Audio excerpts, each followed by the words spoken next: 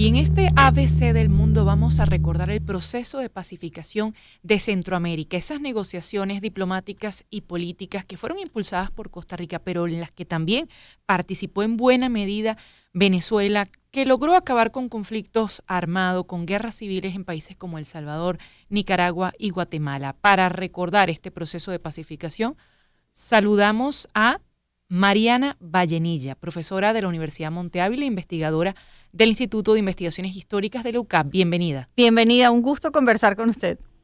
Hola, buenos días, gracias por la invitación.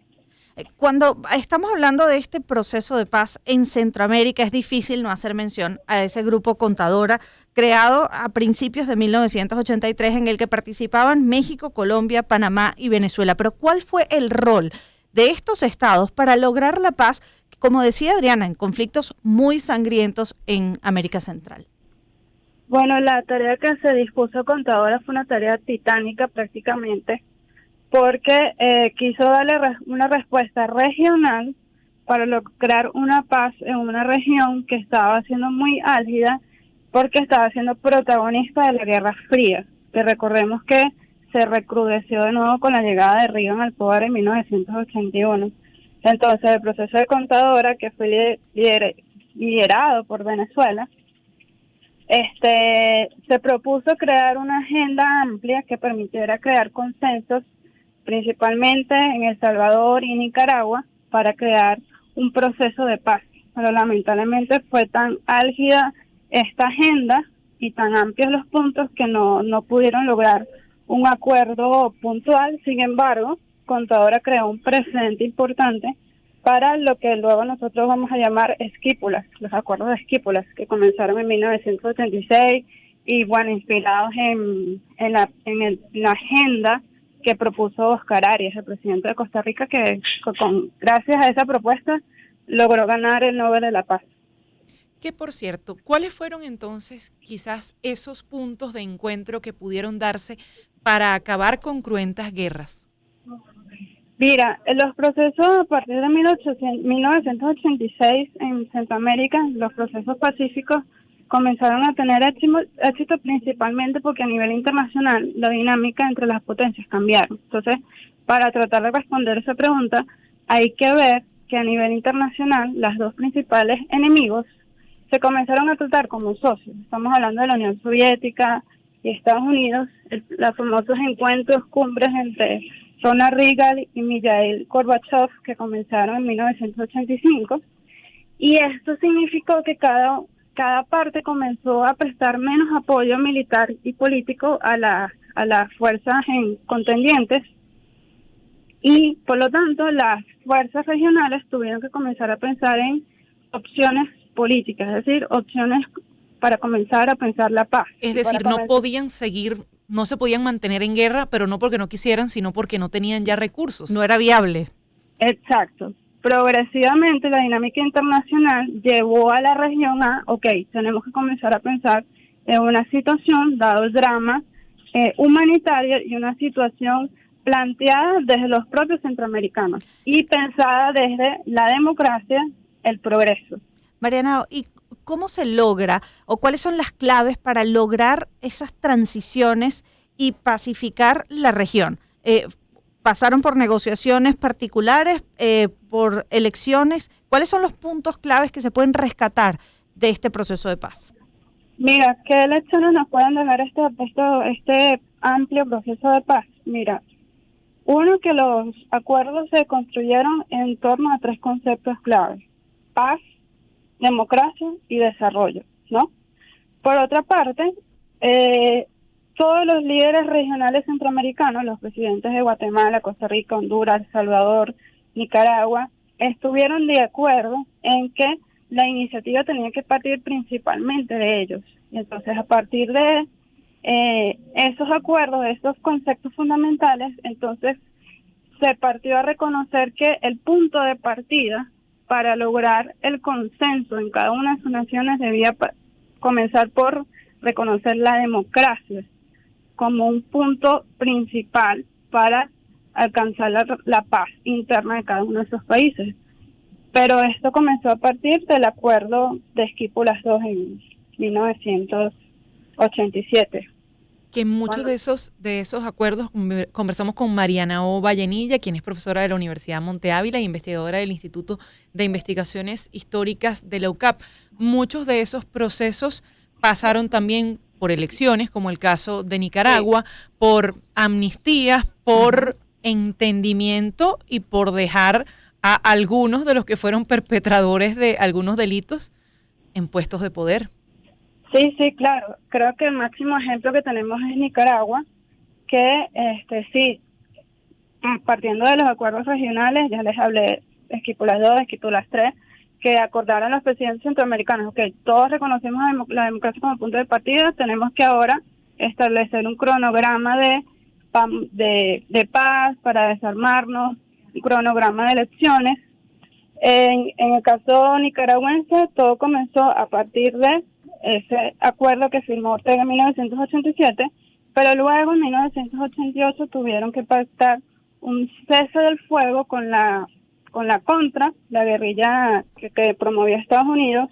Luego, en los acuerdos de 1989, en agosto de 1989, el propio Ortega reconoció y se comprometió a celebrar elecciones a más tardar en febrero de 1990. Lo cual a partir de allí fue un punto álgido para la organización de las elecciones en febrero de 1990, donde obtuvo la victoria Violeta Chamorro. De Chamorro. Ahora, cuando estamos hablando de este proceso que comienza en 1983, a principios de 1983, cuando se conforma ese grupo Contadora, pero estos acuerdos y estos procesos que lograron empezar a materializar esas transiciones, incluso alcanzaron a principios de la década de los 90. Es un proceso largo. ¿Qué se puede decir en ese sentido cuando quizás no hay conciencia de lo difícil que es lograr un cambio o una transición y cambiar paradigmas, como por ejemplo eso, que hoy la gente pone de bulto o da por sentado el hecho de la democracia, pero la democracia es difícil construirla? Sí, claro, es difícil construirla y además de crear un mínimo de negociación, ¿no? Como hicieron acá en Centroamérica, que fue reconocer, ok, tenemos que lograr los acuerdos en base a estos tres conceptos, y dos conceptos fundamentales fueron desarrollo y democracia, en pro de reconstruir estas sociedades que estaban devastadas por la guerra.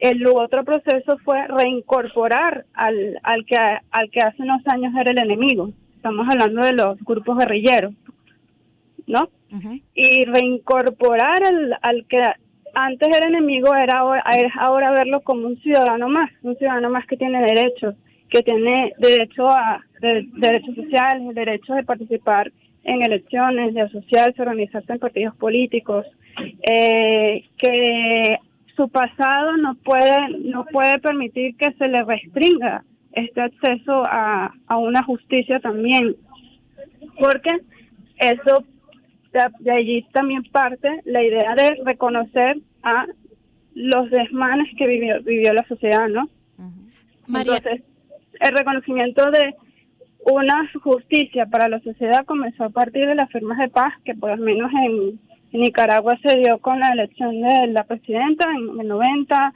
en El Salvador fue con los acuerdos de paz firmados en México en el 92, en Guatemala fue en el año 96. Mariana Vallenilla, profesora de la Universidad Monte Ávila, investigadora del Instituto de Investigaciones Históricas de la UCAP, acompañándonos hoy en este ABC del Mundo que nos lleva a recordar ese proceso de pacificación en Centroamérica. Si bien no hay una guerra civil, sí sigue habiendo este tipo de organizaciones criminales en esas naciones, sigue habiendo contextos de pobreza. ¿Por qué cree que no se ha superado del todo ese gran panorama que se vivió en Centroamérica? Que además salpicaba de la Guerra Fría, que llegó a su fin a principios de los 90. Oye, son sociedades que no han pasado por un proceso de reconciliación interno profundo. ¿Qué quiero decir con esto?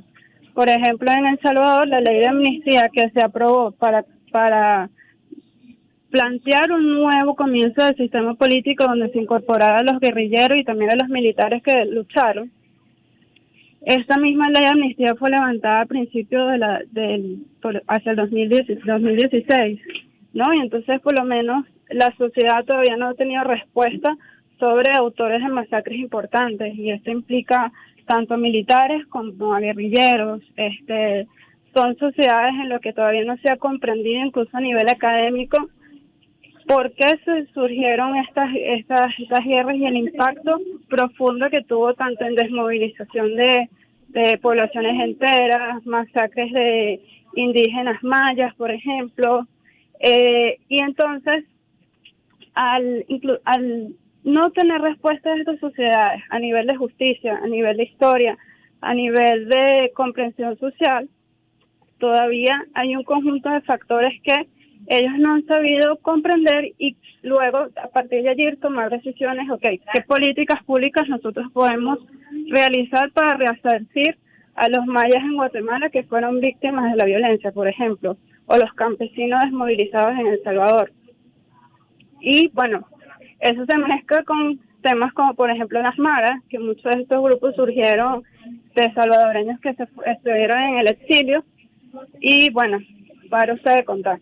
Sí, heridas abiertas que no llegaron a su fin. Pero antes de cerrar, y en el poco tiempo que nos queda, Marianao Vallenilla, profesora de la Universidad Monte Ávila, quisiéramos también hablar de lo que significó Venezuela, el papel que tuvo nuestro gobierno en ese tipo de acuerdos. Claro. Bueno, Carlos Andrés Pérez fue en su gobierno, el primero, fue un hombre muy activo desde el punto de vista de la Internacional Socialista. Por ese lado, él intentó crear acuerdos junto con otros miembros, otros partidos de la Internacional Socialista. En el caso también de el presidente que sigue, Herrera Campins. Herrera Campins fue un hombre muy comprometido, como por ejemplo con el tema de El Salvador y con la construcción de contadoras. Pongo el caso de El Salvador porque él incluso apoyó al Partido Social Cristiano salvadoreño, incluso apoyando el regreso de Napoleón Duarte, que luego se convirtió en uno de los primeros presidentes electos democráticamente en medio de la coyuntura de la guerra.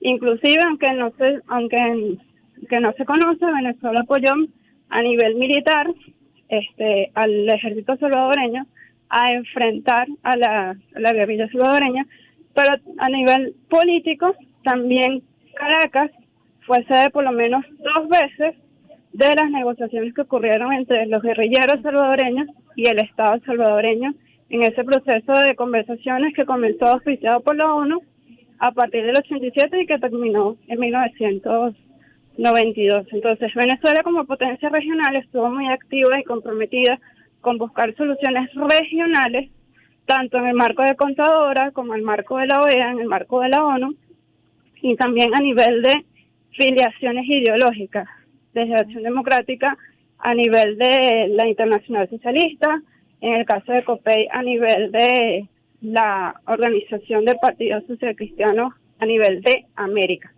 Oye, Marianao, ha sido un gusto conversar contigo estos minutos en Zona Éxitos y darle forma a este ABC del mundo, entendiendo ese proceso de pacificación en América Central, en el que fue muy importante esa respuesta regional de la que Venezuela, así como otros países como México, Costa Rica también fueron parte de esa iniciativa, que lamentablemente, a pesar de haber logrado esas transiciones y acabar con esos conflictos armados, todavía hoy está dejando sus huellas en países como acabas de mencionar, Nicaragua, e incluso con algunos conflictos en El Salvador. Marianao Vallenilla es profesora de la Universidad Monte Ávila, 9:51. Es momento de hacer